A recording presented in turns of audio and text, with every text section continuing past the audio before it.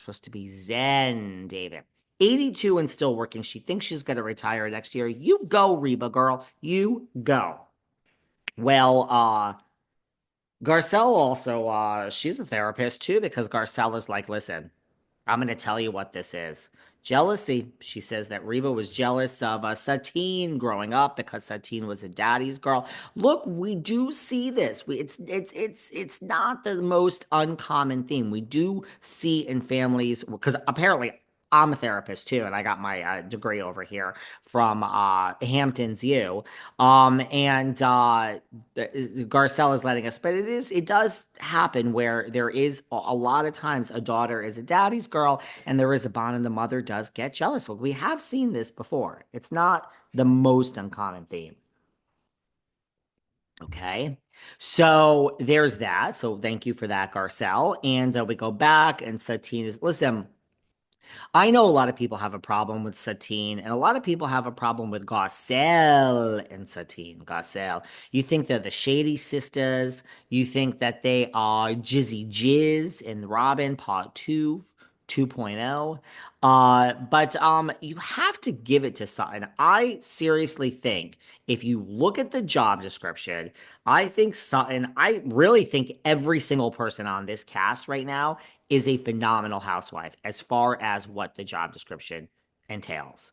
Whether they're your favorite or not, I mean, I don't understand. Sutton speaks up. She's the only one that spoke up to Kyle, to Erica when the whole world was afraid to say it. The whole cast, she's like, I don't understand. Like your husband did this. Like, what do you mean you didn't know about this?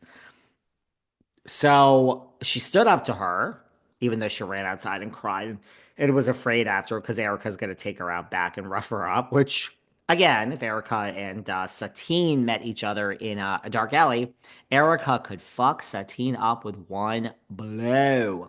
But she stands up to Kyle when she has to. She ain't afraid. She's quirky. She's herself. And she's now opening up about, I mean, what more? I can be very honest with you. Again, everyone thinks I talk about myself all the time. I don't go there with you all. I'm a very private person. Not that I don't love you guys. I just I don't want to talk about my feelings and emotions. I want to be that I want to be Sutton's mother that bottles it all up inside and never deals with it. Really. I'm happy this way. Just let me be, okay? So yeah. So and now she's talking about, I mean, how much darker does it get than the fact that her father took his own life in 2020, in 2002?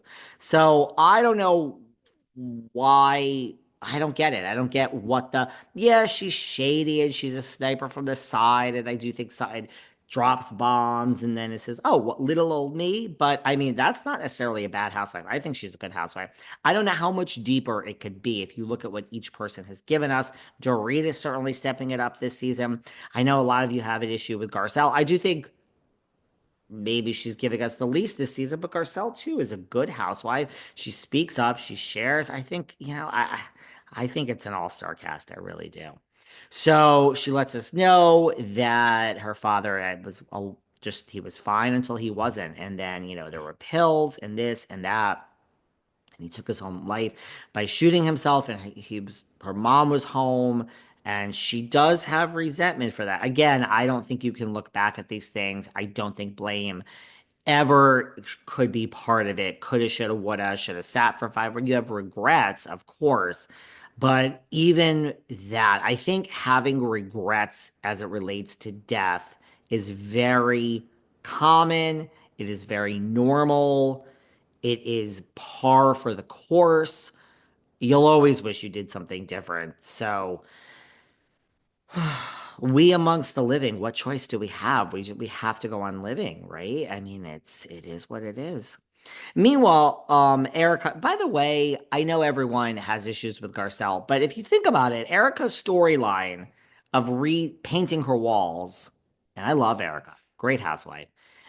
It's not like Erica has such a more personal story than Garcelle does. Like, what really is Erica's personal story this season? She's remodeling. So I love Erica. I'm loving it. I'm just saying, if we're all going to come after Garcelle, I don't know what personal story Erica is. Sutton's giving us a personal story. Kyle's giving us a personal story. Dory is giving us a personal story. Bose, we're learning about Keely and all.